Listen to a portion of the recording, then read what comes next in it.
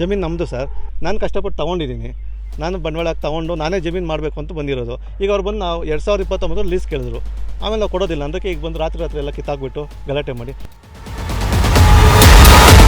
ಬೆಂಗಳೂರು ಬಣ್ಣದ ನಗರಿ, ಬೆಂಗಳೂರು ಹಸಿರು ನಗರಿ, ಬೆಂಗಳೂರು ಕನಸಿನ ನಗರಿಯೂ ಕೂಡ ಹೌದು. ಆದ್ರೆ ಇತ್ತೀಚಿನ ದಿನಗಳಲ್ಲಿ ಬೆಂಗಳೂರು ಸುತ್ತಮುತ್ತಲೂ ಕೂಡ ಪುಡಿ ರೌಡಿಗಳಂತೆ ಕೃಷಿಕರು ಕೂಡ ಆ ರೀತಿ ವ್ಯವಹರಿಸೋದಕ್ಕೆ ಆರಂಭಿಸಿಬಿಟ್ಟಿದ್ದಾರಾ ಎನ್ನುವಂತ ಆತಂಕ ಜನಸಾಮಾನ್ಯನಲ್ಲಿ ಕಾಡ್ತಾ ಇದೆ.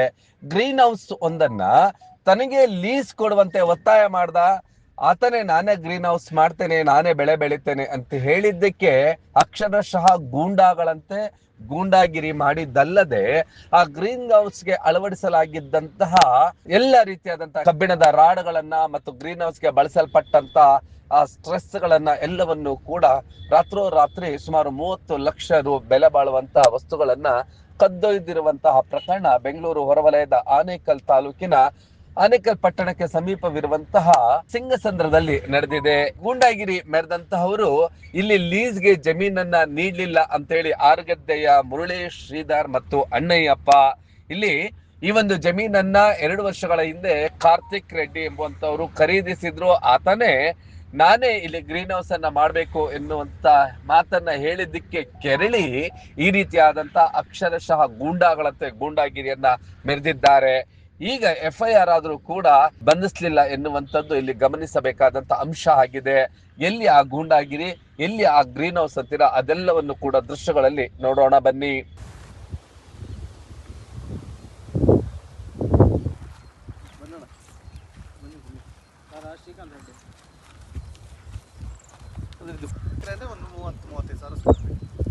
ಒಂದು 30 ಗ್ರೀನ್ ಹೌಸ್ ನಾವು ಜಮೀನೆಲ್ಲ ತಗೊಂಡಿದ್ದು ಇಲ್ಲಿಂದ. ಜಮೀನು ನಾವು ತಗೊಂಡು ಕೃಷಿ ಮಾಡ್ಬೇಕು ಅನ್ನೋ ಉದ್ದೇಶದಿಂದ ತಗೊಂಡ್ರಿ. ಆಮೇಲೆ ಅವ್ರು ಬಂದು ಲೀಸ್ ಕೇಳಿ ನಾವು ಕೊಡೋದಿಲ್ಲ ಅಂತ ಹೇಳಿದ್ರಿ.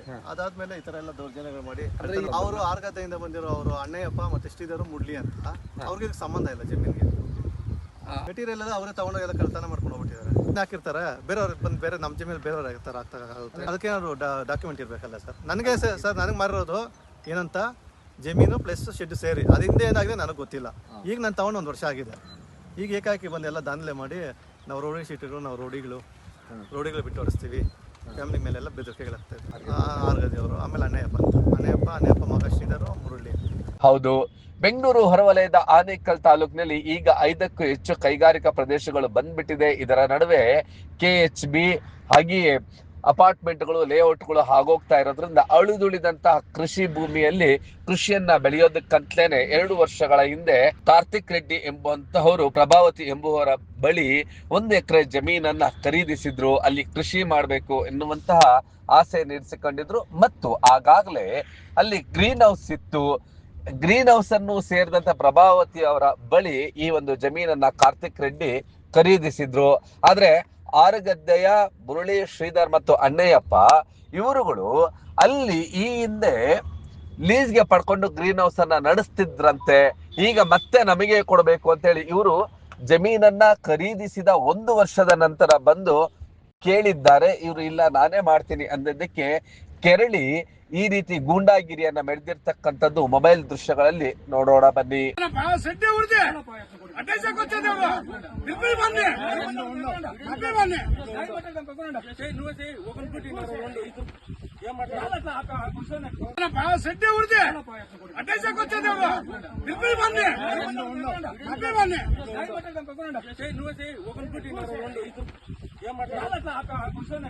ಇಲ್ಲಿ ನಾವು ರೌಂಡ್ ಮಾರ್ಕ್ ಮಾಡಿ ತೋರಿಸ್ತಾ ಇದ್ದೇವೆ. ಇವರೇ ಅಣ್ಣಯ್ಯಪ್ಪ, ಶ್ರೀಧರ್ ಮತ್ತು ಮುರಳಿ.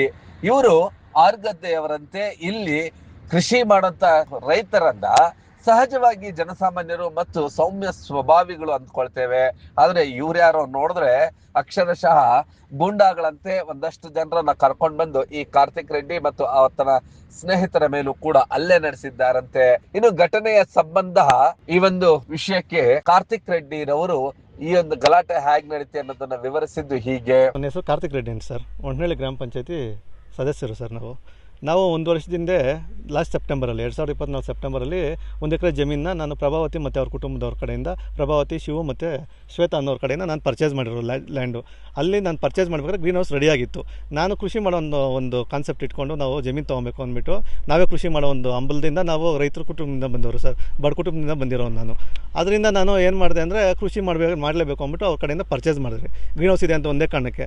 ಆಮೇಲೆ ಬಂದರು ಎಲ್ಲ ಆದಮೇಲೆ ಎಲ್ಲ ನಾವು ಪರ್ಚೇಸ್ ಎಲ್ಲ ಆದಮೇಲೆ 1 ವರ್ಷ ಆಗಿದೆ. ಕಾಂಪೌಂಡ್ ಎಲ್ಲ ಹಾಕ್ಸಿದ್ದೀನಿ ಸರ್, 1-2-3 ಲಕ್ಷ ಕೊಟ್ಟು ಕಾಂಪೌಂಡ್ ಹಾಕ್ಸ್ಕೊಂಡೆಲ್ಲ ನಾನು. ಬೋರೆಲ್ಲ ಹಾಕ್ಸೋದಕ್ಕೆಲ್ಲ ಮೆಟೀರಿಯಲ್ ಎಲ್ಲ ಇದು ಪಂಪು ಮೋಟ್ರು ಎಲ್ಲ ತಂದು ನಾವು ಮನೆ ಇಟ್ಟಿರಿ. ಆಮೇಲೆ ರಿಗ್ಗೆಲ್ಲ ಬರೋದಕ್ಕೆಲ್ಲ ರೆಡಿ ಮಾಡಿದರು. ಅಷ್ಟೊತ್ತಿಗೆ ಬಂದು ನೋಡಿದ್ರೆ ಇಲ್ಲಿ ಶೆಡ್ಡೇ ಇಲ್ಲ ಸರ್, ಎಲ್ಲ ಕಿತ್ಕೊಂಡು ಹೋಗ್ಬಿಟ್ಟಿದ್ದಾರೆ. ಎಲ್ಲ ಕಿತ್ಕೊಂಡು ಹೋಗ್ಬಿಟ್ಟು ಈಗ ಇಲ್ಲೊಂದು 5-6 ಲಕ್ಷ ಅಷ್ಟು ಮೆಟೀರಿಯಲ್ ಎಲ್ಲ ಸಾಗಿಸ್ಕೊಂಡು ಹೋಗ್ಬಿಟ್ಟಿದ್ದಾರೆ ಸರ್ ಇಲ್ಲಿಂದ. ಯಾರು ಈ ಥರ ಮಾಡಿರೋದು ಸರ್? ಆರ್ಗದ್ದೆ ನಿವಾಸಿಗಳಾದಂಥ ಅಣ್ಣಯ್ಯಪ್ಪ, ಅವ್ರ ಮಗ ಶ್ರೀಧರ್ ಮತ್ತು ಮುರಳಿ ಅಂತೆ ಸರ್. ಯಾಕೆ ಈ ರೀತಿ? ಯಾರೋ ರೌಡಿಗಳಂತೆ ಸರ್ ಅವರು. ನಮ್ಮೆಲ್ಲ ದೌರ್ಜನ್ಯ ಸರ್. ಮತ್ತೆ ಬಂದು ಲೀಸ್ ಕೇಳಿದ್ರು ನಮ್ಮ ಹತ್ರ. ನಾವು ಕೊಡೋದಿಲ್ಲ ಅಂದರೆ ನಾವೇ ಕೊಡಬೇಕು. ನಾವು ತೊಗೊಂಡ್ಮೇಲೆ ಜಮೀನು ನಮ್ಮದು ಸರ್. ನಾನು ಕಷ್ಟಪಟ್ಟು ತೊಗೊಂಡಿದ್ದೀನಿ. ನಾನು ಬಂಡವಾಳ ತೊಗೊಂಡು ನಾನೇ ಜಮೀನು ಮಾಡಬೇಕು ಅಂತ ಬಂದಿರೋದು. ಈಗ ಅವ್ರು ಬಂದು ನಾವು 2029 ಲೀಸ್ ಕೇಳಿದ್ರು. ಆಮೇಲೆ ನಾವು ಕೊಡೋದಿಲ್ಲ ಅಂದಕ್ಕೆ ಈಗ ಬಂದು ರಾತ್ರಿ ಎಲ್ಲ ಕಿತ್ತಾಕ್ಬಿಟ್ಟು ಗಲಾಟೆ ಮಾಡಿ ಎಲ್ಲ ವೀಡಿಯೋಗಳೆಲ್ಲ ಇದೆ ಸರ್. ಇದೆಲ್ಲ ಕಳಿಸಿದ್ದೀವಿ, ಬಿಚ್ಚಿರೋದೆಲ್ಲ ನೋಡಿಸಿದ್ದೀವಿ. ಆನೇಕಲ್ ಪೊಲೀಸ್ ಸ್ಟೇಷನ್ ಕಂಪ್ಲೇಂಟ್ ಕೊಟ್ಟಿದ್ದೀವಿ. ಅಲ್ಲೇ FIR ಆಗಿದೆ. ಮತ್ತು ಕಳ್ತನ ಮಾಡ್ಕೊಂಡಿದ್ದಾರೆ, ಅದು FIR ಆಗಿದೆ. ಕಳ್ತನ ಮಾಡ್ಕೊಂಡೋಗಿದ್ದಾರೆ. ಪೊಲೀಸರು ಕ್ರಮ ವಹಿಸಿದ್ದಾರೆ? ಕ್ರಮ ವಹಿಸಿದ್ದಾರೆ ಸರ್. FIR ಎಲ್ಲ ಮಾಡಿಕೊಟ್ಟಿದ್ದಾರೆ ಸರ್. ಅವರು ಹುಡುಕ್ತಾ ಇದ್ದಾರೆ, ಇವ್ರು ಸಿಗಲಿಲ್ಲ ಅಷ್ಟೇ. ಅಂದರೆ ಲೀಸ್ ಕೊಡಲಿಲ್ಲ ಅಂತ. ಮತ್ತು ಇಲ್ಲೆಲ್ಲ ಕಡೆ ಸರ್, ಇಲ್ಲಿ ನಮ್ದು ಇಲ್ಲ ನನ್ನೊಬ್ಬನ ಮೇಲೆ ಎಲ್ಲ ಜಮೀನವ್ರ ಮೇಲೆ ದೌರ್ಜನ್ಯ, ರೋಡಿಸಮ್ ಅವ್ರದ್ದೆಲ್ಲ. ಯಾರೋ ರೋಡಿ ಶೀಟಲ್ಲಿ ಇಟ್ಕೊಂಡು ನಾನು ಬರ್ತೀನಿ, ಗಲಾಟೆ ಮಾಡ್ತೀನಿ, ನನಗೆ ಕೊಡಬೇಕು, ಜಮೀನು ನನಗೆ ಮಾರಬೇಕು, ನಾವು ಜಮೀನು ಮಾರಬೇಕಂತ 45-50 ಲಕ್ಷಕ್ಕೆ. ನಾನು 1 ಕೋಟಿ ತೊಗೊಂಬಿಟ್ಟು ಒಂದು 50-60 ಲಕ್ಷಕ್ಕೆ ಹೆಂಗೆ ನಾವು ಮಾರೋಕ್ಕಾಗುತ್ತೆ ಅವ್ರಿಗೆ ಹೋಗ್ಬಿಟ್ಟು. ಈ ಜಮೀನು ಮೊದಲಿದ್ರಲ್ಲ ಸರ್, ಆ ಓನರ್ಗೂ ಧಮಕಿಗಳು ಹಾಕಿದ್ದಾರೆ, ನಮಗೆ ಕೊಡಬೇಕು ಜಮೀನು ಅಂತೆಲ್ಲ. ಅವ್ರ ಮೇಲೆ ದೌರ್ಜನ್ಯ ಮಾಡ್ತಾಯಿದ್ರು ಇವರೆಲ್ಲ. ಮೊದಲೇ ನಾನು ತೊಗೊಂಬಿಟ್ಟಿದ್ದೀನಿ ಅಂದ್ಬಿಟ್ಟು. ಈಗ ಬಂದು ಸರ್ ನಾನು ತೊಗೊಂಡು 1 ವರ್ಷ ಆಗಿದೆ ಸರ್. ತೊಗೊಂಡು 1 ವರ್ಷ ಆದಮೇಲೆ ಕಾಂಪೌಂಡ್ ನಾನು ಹಾಕ್ಸಿರೋದು ಸರ್. ನಾನು ಟೇಕಲ್ಲಿಂದ ಕಲ್ಲುಗಳೆಲ್ಲ ತರಿಸಿ ಎಲ್ಲ ಮಾಡಿ ಒಂದು 3 ಲಕ್ಷ ಬಂಡವಾಳಕ್ಕೆ ಮಾಡಿಸಿ. ಈಗ ನೋಡಿ ಸರ್, ಎಲ್ಲ ಕಾಂಪೌಂಡ್ ಹೊಡೆದಾಕ್ಬಿಟ್ಟಿದ್ದಾರೆ. ಎಲ್ಲ ಧ್ವಂಸ. ಒಂದು 45-50 ಲಕ್ಷ ಪ್ರಾಪರ್ಟಿ ಹಾಳು ಮಾಡಿದ್ದಾರೆ ಸರ್ ಈಗ ಸರ್. ಮತ್ತು ಕಳ್ತನ ಮಾಡಿದ್ದಾರೆ ಸರ್. ನಮ್ಮ ಮೆಟೀರಿಯಲ್ ಮತ್ತೆ ವಾಪಸ್ ಇಲ್ಲಿ ತಂದು ಬಿಡಬೇಕು ಸರ್. ಈಗ ನಮ್ಮ ಮೆಟೀರಿಯಲ್ ತೊಗೊಂಡೋಗಿದ್ದಾರೆ. ಇಲ್ಲಿಂದ ಯಾಕೆ ತೊಗೊಂಡೋದ್ರು ಅವರು? ತೊಗೊಂಡೋಗಿದ್ದಾರೆ. ಈಗ ಬೇರೆಯವ್ರ ಜಮೀನಲ್ಲಿ ಹೋಗ್ಬಿಟ್ಟು ನಾವು ಹಂಗೆ ಹೋಗ್ಬಿಟ್ಟು ಕಳ್ತನ ಮಾಡೋಕ್ಕಾಗುತ್ತಾ ಸರ್? ಅದೆಂಥ offence sir? ಈಗ ನನಗೆ ಇಷ್ಟೆಲ್ಲ ಅಫೆನ್ಸ್ ಆದ್ರೆ ನನಗೆ ಯಾಕೆ ನ್ಯಾಯ ಸಿಗ್ತಾ ಇಲ್ಲ ಅಂದ್ಬಿಟ್ಟು ಅಷ್ಟೇ ಸರ್. ಕಾರ್ತಿಕ್ ರೆಡ್ಡಿ ಈತ ನಾನು ಕೃಷಿ ಮಾಡಬೇಕು ಅನ್ನೋಂಥ ಸಲುವಾಗಿ ಈ ಒಂದು ಜಮೀನನ್ನ ಖರೀದಿಸಿ ಇಲ್ಲಿ ಸುಂದರವಾದಂತ ಒಂದು ಗ್ರೀನ್ ಹೌಸ್ ಇದೆ, ಇದನ್ನ ಇನ್ನಷ್ಟು ಅಭಿವೃದ್ಧಿ ಪಡಿಸಿ ಇಲ್ಲಿ ಕೃಷಿ ಮಾಡಬೇಕು ಅನ್ನೋ ಆಸೆಯಿಂದಲೇ ಖರೀದಿಸಿದ್ರು. ಈ ರೀತಿ ಬಂದು ಕೇಳಿದ್ರೆ ಅಥವಾ ಅವರನ್ನ ಬಂದು ಕನ್ವಿನ್ಸ್ ಮಾಡಿದ್ರೆ ಅಂದ್ರೆ ಕೊಡ್ತಿದ್ರೋ ಏನೋ, ಈ ರೀತಿ ಗೂಂಡಾಗಿರಿ ಮೆರೆಯುವಂತ ಅವಶ್ಯಕತೆ ಏನಿತ್ತು ಅಂತೇಳಿ ಕಾರ್ತಿಕ್ ರವರ ಮತ್ತೋರ್ವ ಸಹೋದರ ಈ ಘಟನೆಯ ಬಗ್ಗೆ ವಿವರಿಸಿದ್ದು ಹೀಗೆ. ಸರ್, ಅವರು ಆರ್ಗದ್ದೆ ನಿವಾಸಿಗಳವರು. ಅಣ್ಣಯ್ಯಪ್ಪ ಮತ್ತು ಶ್ರೀಧರು ಮತ್ತು ಮುರಳಿ ಅಂತ ಅವ್ರ ಹೆಸರು. ಇವರು ಜಮೀನು ಪರ್ಚೇಸ್ ಮಾಡಿ ಸುಮಾರು 1-1.5 ವರ್ಷ ಹತ್ರ ಆಯ್ತು ಬಂತು. ಈ ಫೆನ್ಸಿಂಗೆಲ್ಲ ನಾವೇ ಸರ್, ನಾನೇ ಮುಂದೆ ನಿಂತ್ಕೊಂಡು ಫೆನ್ಸಿಂಗೆಲ್ಲ ಹಾಕ್ಸಿದ್ದು.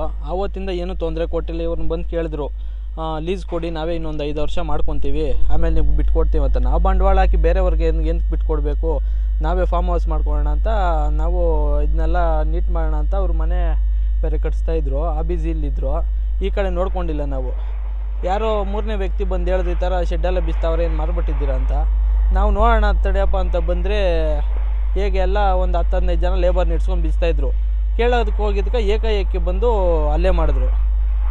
ಮತ್ತು ಆನೇಕಲ್ ಪೊಲೀಸ್ ಸ್ಟೇಷನಲ್ಲೂ ಕಂಪ್ಲೇಂಟ್ ಮಾಡಿದ್ದೀವಿ, FIR ಆಗಿದೆ.